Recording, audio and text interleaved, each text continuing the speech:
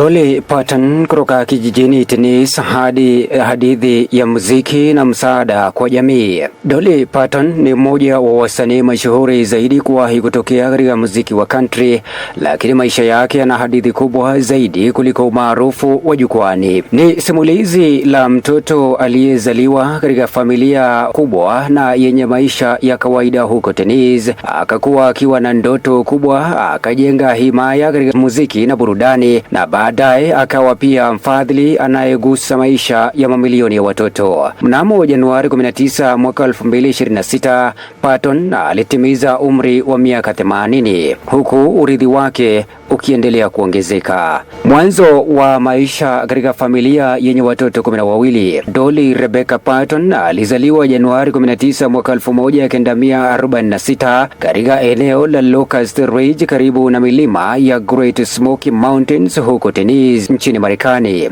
Alikuwa mtoto wa 4 kati ya watoto 12 wa familia ya Parton. Alilelewa katika mazingira ya kawaida na familia yake haikuwa na utajiri. Hata hivyo, muziki ulikuwa sehemu muhimu ya maisha yao. Utoto huo wa milimani uliathiri sana namna Dolly alivyoandika nyimbo na kuiona dunia. Baadhi ya nyimbo zake zilichota moja kwa moja kutoka katika kumbukumbu za maisha yake ya utotoni, familia na changamoto walizopitia. Wimbo wa Coat of Many Colors ulihusishwa na simulizi la koti alilovaa akiwa mtoto na ambalo mama yake alimtengenezea kwa vipande vya vitambaa. Dolly amekuwa akitaja familia yake kama msingi muhimu wa mafanikio yake. Pia anamtambua mjomba wake Bill Owens kwa kumsaidia katika hatua zake za mwanzo kuelekea biashara ya muziki. Alianza kuimba akiwa bado mtoto mdogo. Kipaji cha Dolly Parton kilionekana mapema sana. Akiwa na umri wa miaka 13, alipata nafasi ya kutumbuiza katika Grand Ole Opry, moja ya majukwaa muhimu zaidi katika historia ya muziki wa country. Tovuti yake rasmi inaeleza kuwa alitumbuiza huko mwaka 1959 baada ya kutambulishwa na Johnny Cash na akapata makofi na kuitwa tena jukwani mara 3. Mwaka huo huo wimbo wake wa kwanza Puppy Love ulitolewa. Hivyo safari yake ya kitaalamu ya muziki ilianza wakati ambapo wasanii wengi bado wangekuwa wanaota tu kuhusu siku moja ya kuwa maarufu. Miaka michache baadaye, Dolly alisaini mikataba ya uchapishaji na kurekodi. Mwaka 1962, yeye na mjomba wake Bill Owens walihusishwa na Tree Publishing na Dolly akapata mkataba wa kurekodi na Mercury Records. Porter Wagoner na hatua kubwa kuelekea umaarufu. Moja ya hatua muhimu zaidi katika maisha yake kuwa kujiunga na The Porter Wagoner Show. Hapa ndipo umaarufu wake ulipoanza kukua kwa kasi. Dolly alipata nafasi ya kufanya kazi na Porter Wagoner ambaye alikuwa tayari jina kubwa katika muziki wa country. Lakini Dolly hakuwa na mpango wa kubaki katika kivuli cha mtu mwingine milele. Alijenga jina lake kama mwimbaji na mtunzi wa nyimbo, hatimaye akaanza safari yake ya kujitegemea. Uamuzi huo ulihitaji ujasiri. Alipaswa kudhibitisha kwamba angeweza kusimama mwenyewe bila kutegemea umaarufu wa mtu aliyekuwa amempa jukwaa kubwa. Hatua hiyo ilifanikiwa na kumfungulia njia ya kuwa mmoja wa waandishi na waimbaji wakubwa katika historia ya country music. Nyimbo zilizobadilisha maisha yake. Dolly Parton hakujulikana tu kwa sauti yake. Uwezo wake mkubwa wa kuandika nyimbo ndio uliomtofautisha. Nyimbo kama Jolene, Coat of Many Colors, 9 to 5 na I Will Always Love You zimekuwa sehemu ya urithi wake. I Will Always Love You ambayo Dolly aliandika baadaye ilipata umaarufu mkubwa zaidi kupitia matoleo ya wasanii wengine, hasa Whitney Houston. Muziki wa Dolly mara nyingi unaunganisha mambo ya kawaida ya maisha, mapenzi, familia, umaskini, matumaini, kuvunjika moyo na ndoto kwa lugha rahisi lakini yenye nguvu. Hilo limefanya nyimbo zake ziweze kuvuka mipaka ya muziki wa country na kufikia hadhira ya kimataifa. Dolly Parton na Hollywood. Mafanikio yake hayakuishia kwenye muziki. Dolly aliingia pia katika ulimwengu wa filamu na televisheni. Mwaka 1980 alicheza katika filamu maarufu ya 9 to 5 pamoja na Jane Fonda na Lily Tomlin. Filamu hiyo ilifanikiwa na wimbo wake wa 9 to 5 ukawa sehemu muhimu ya mafanikio hayo. Baadaye aliendelea kuonekana katika filamu na vipindi mbalimbali, akithibitisha kwamba kipaji chake hakikuwa cha kuimba pekee. Alikuwa pia mwigizaji, mtumbuizaji na mtu mwenye uwezo mkubwa wa kujenga chapa yake binafsi. Siri ya sura yake ya kipekee, Dolly amekuwa na mwonekano unaotambulika mara moja.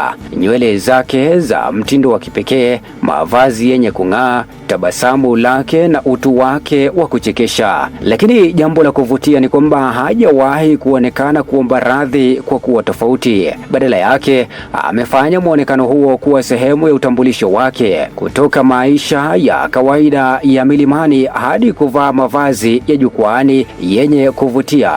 Dolly amekuwa akisisitiza kwamba mtu anaweza kujitengenezea utambulisho wake bila kuacha kabisa alikotoka. Katika wasifu wake wa kwanza, Dolly, My Life and Other Unfinished Businesses, alizungumzia maisha yake ya utotoni, muziki, ndoa na hata namna alivyochukulia sura yake na umaarufu wake. Kitabu hicho kilifika katika orodha ya New York Times bestseller, Ndoa na Maisha Binafsi. Licha ya kuwa mmoja wa watu maarufu zaidi duniani, Dolly amekuwa akilinda kwa kiasi kikubwa maisha yake binafsi. Ameolewa na Carl Dean tangu mwaka 1966. Tofauti na Dolly ambaye maisha yake yamekuwa mbele ya kamera kwa miongo mingi, Dean amejulikana kwa kuepuka maisha ya umaarufu.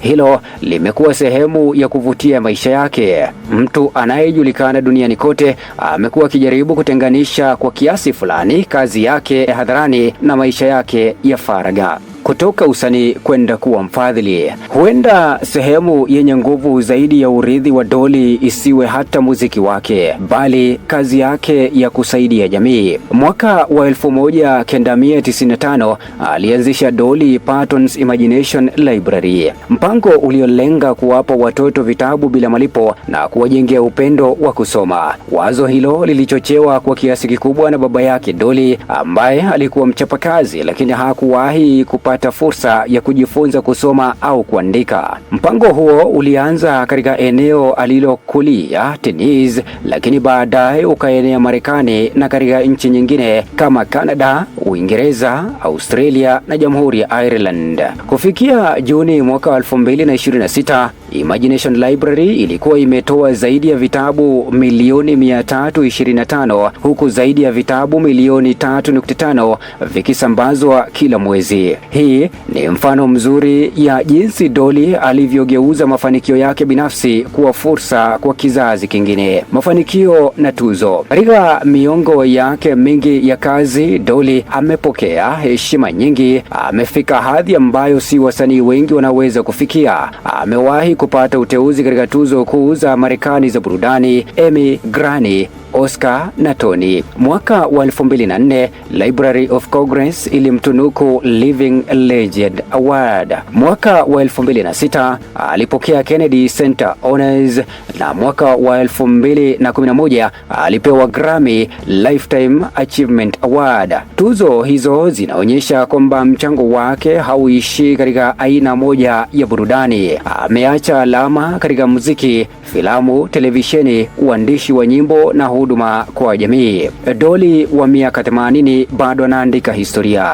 Mwaka wa 2026, Dolly Parton alifikisha miaka 80, lakini shughuli zake hazikuonyesha dalili za kusimama. Tovuti yake rasmi iliripoti Agosti 19 mwaka 2026 kwamba alipokea vyeti vipya 82 vya mauzo ya muziki katika nchi 14. Pia mwaka huu kuna maandalizi ya Dolly True original musical unaotarajiwa kuingia Broadway katika majira ya baridi. Kwa hiyo Dolly si simulizi la msanii aliyewahi kuwa maarufu, ni simulizi la msanii ambaye bado anaendelea kujenga urithi wake. Urithi wa Dolly Parton. Maisha ya Dolly Parton yanafundisha kwamba mafanikio hayapimwi tu kwa idadi ya nyimbo, tuzo au fedha ambazo mtu amepata. Pia yanapimwa kwa maisha ambayo mtu ameyabadilisha. Kutoka mtoto wa familia kubwa aliyekulia katika mazingira ya kawaida ya Tennessee, Dolly